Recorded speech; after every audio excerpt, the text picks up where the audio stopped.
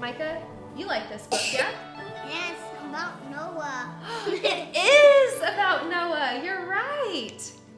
In the beginning, though, there was Noah! nothing. Not yet. There wasn't Noah yet.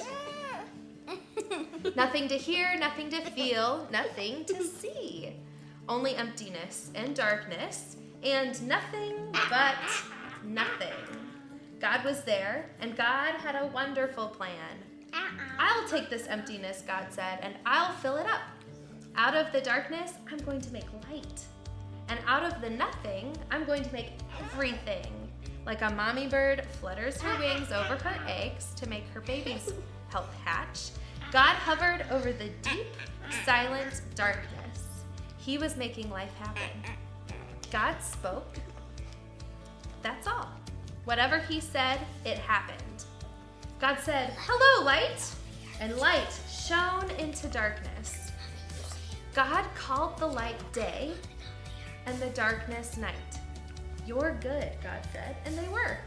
Then God said, "Hello, sea, hello, sky," and a great space opened up, wide and deep and high.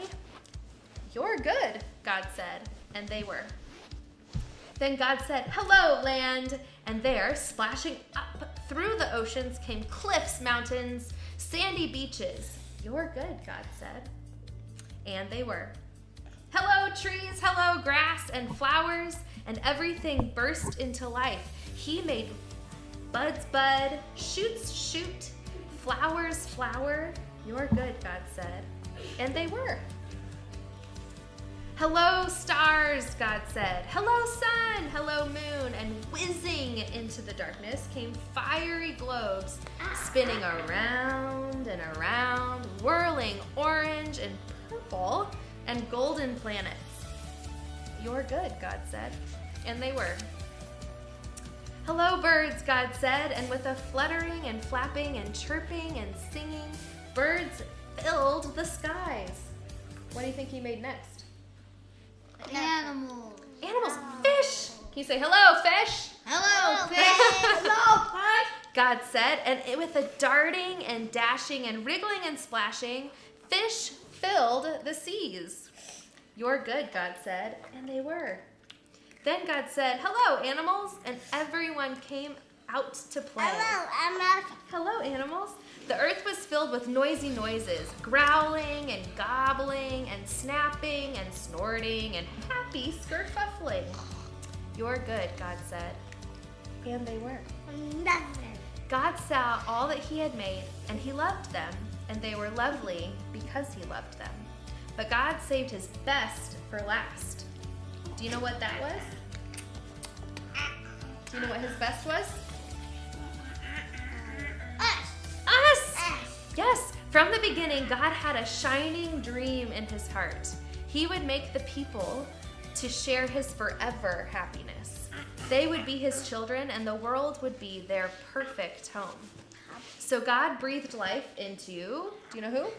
Adam and Eve. Adam and Eve, yeah. When they opened their eyes, the first thing they ever saw was God's face. And when God saw them, he was like a new dad. "You look like me," he said. "You're the most beautiful thing I've ever made." God loved them with all his heart, and they were lovely because he loved them. Their hearts were filled with happiness, and nothing ever made them sad or lonely or sick or afraid. God looked at everything he had made. "Perfect," he said, and it was. All the stars and mountains and galaxies and oceans, everything were nothing compared to how much God loved his children. He would move heaven and earth to be near them, always. Whatever happened, whatever it cost them, he would always love them. And so it was that the wonderful love story began. Adam and Eve lived happily together in their beautiful new home, and everything was perfect for a while. Until one day when everything went wrong, God had a horrible enemy. His name was Satan. Satan had once been the most beautiful angel, but he didn't want to be just an angel. He wanted to be God. He grew proud and evil and full of hate, and God had to send him out of heaven. Satan was seething with anger and looking for a way to hurt God. So he disguised himself as a snake and waited in the garden. Now God had given Adam and Eve only one rule. Don't eat the fruit on that tree, God told them, because if you do, you'll think you know everything. You'll stop trusting me, and then death and sadness and tears will come. You see, God knew if they ate the fruit, they would think they didn't need him, and they would try to make themselves happy without him. But God knew there was no such thing as happiness without him, and life without him wouldn't be life at all. As soon as the snake saw his chance, he slithered silently up to Eve. Does God really love you? The serpent whispered. If he does, why won't he let you eat the nice, juicy, delicious fruit? Poor you. Perhaps God doesn't want you to be happy. The snake's words hissed into her ears and sunk down deep in her heart like poison. Does God love me? Eve wondered. Suddenly, she didn't know anymore.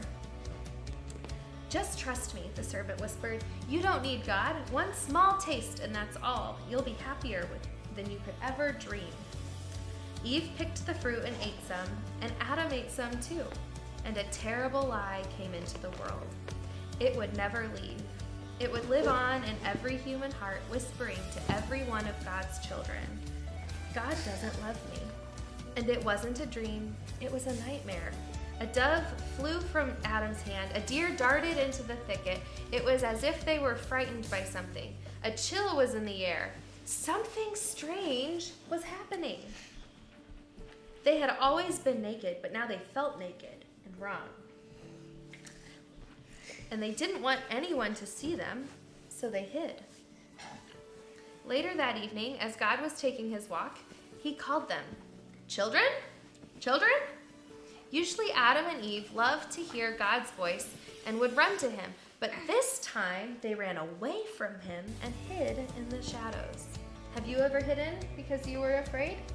Me. Yeah? Where are you? God called. Hiding, Adam said. We're afraid of you. Did you eat the fruit I told you not to eat? God asked them. Adam said, Eve made me do it. What have you done? God said. Eve said, the serpent made me do it. And a terrible pain came into God's heart. His children hadn't broken just one rule. His children hadn't just broken one rule, they had broken God's heart. And they had broken their wonderful relationship with him. And now he knew everything else would break. God's creation would start to unravel and come undone and go wrong. From now on, everything would die, even though it was all supposed to last forever. You see, sin had come into God's perfect world, and it would never leave. God's children would always be running from him and hiding in the dark. Their hearts would break now and never work properly again. God couldn't let his children live forever, not in such pain, not without him. There was only one way to protect them. You will have to leave the garden now, God told his children. This is no longer your true home. It's not the place for you anymore. But before they left the garden, God made clothes for his children to cover them. He gently clothed them, and then he sent them away on a long, long journey out of the garden, out of their home. Well, in another story, it would all be over, and that would have been the end. But is it the end? No. God loved his children too much to let the story end there. Even though he knew he would suffer, God had a plan, a magnificent dream. One day, he would get his children back.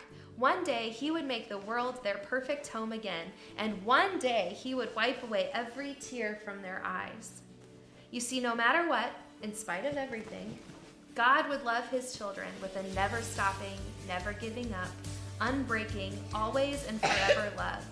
And though they would forget him and run from him, deep in their hearts, God's children would miss him always and long for him, lost children yearning for their home. Before they left the garden, God whispered a promise to Adam and Eve. It will not always be so. I will come to rescue you. And when I do, I'm going to do battle against the snake. I'll get rid of the sin and dark and the sadness you let in here. I'm coming back for you. And he would, one day, God himself would come.